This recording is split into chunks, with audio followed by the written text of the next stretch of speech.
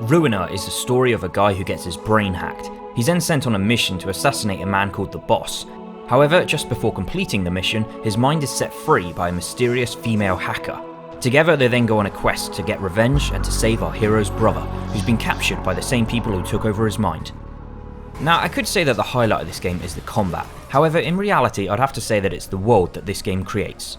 It may not be original. In fact, this whole sci-fi, cyberpunk, Asian city setting has been done in games and films for quite a while now.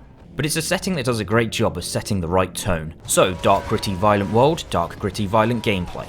There's no natural light here, just red, with a gang called the Creeps running the local underground car park, and a corrupt business that seems to control the law. But as tough as this world may appear, you fit right into it as a quiet badass wearing a leather jacket, riding a bike, and taking absolutely no bullshit. Soon you gather an odd team of friends who help you out as you explore the city of Raincock, a place where you never know what or who you're going to bump into next.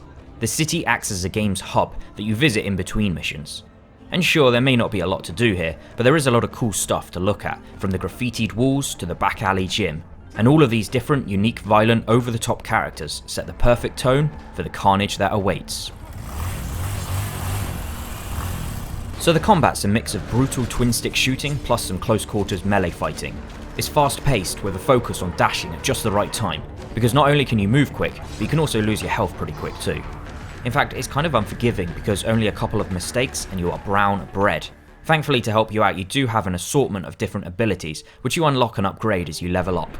These are things like grenades, the ability to slow down time, the ability to hack a rival enemy to join your side, shields, and all of these different skills can be added and removed from the skill tree freely, without you having to make any commitment, so you're free to play about with them and have a go at all the different powers at any given time. And of course, there's the guns. These also add some variety to the fights, with a whole range of different types, from flamethrowers to lasers to rockets to miniguns to ice beams to electric guns. However, each gun does only come with one clip, so it's about killing an enemy and then picking up their gun to use against their friends. And this pick up and drop mentality means that you should never get too attached to something, because it'll soon run out of juice. Then you'll be looking out for your next instrument of death to play around with. Oh, and one more thing, the respawn times are super quick, so it's all about picking yourself back up and getting straight back into the fight. Okay, it's safe to say that the game is not perfect. While it is pretty good, it does have some flaws that I think I should mention. First off, while I think all of the different characters look great, it's a shame that their dialogue is in text form only, so they can't sound great too. Because I can imagine that a couple of over-the-top performances to go along with their personalities would really have fitted in nicely with the world. I'd also say that by the end of the game, a lot of it starts to feel quite repetitive. Don't get me wrong, there are a lot of unique moments, especially the boss fights. But for the main bog standard fights, a lot of the variety is left down to you, the player. So it's up to you to mix things up by switching around your skills and maybe playing around with some different guns. A lot of the enemies kind of play out the same.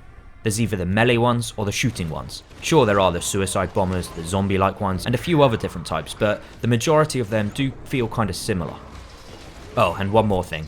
While it is a nice idea having you hold down the up directional button to make your guy do press-ups, it's not a great idea to make a trophy for doing it 1003 times. That's just annoying. Anyway, those are my thoughts on Ruiner. I've got to say, it's definitely a good game, especially the music, and especially if you're up for a challenge. Even the normal difficulty provides plenty of tough moments. But with practice and perhaps a switch around of tactics, there's always a way to win. Thanks for watching.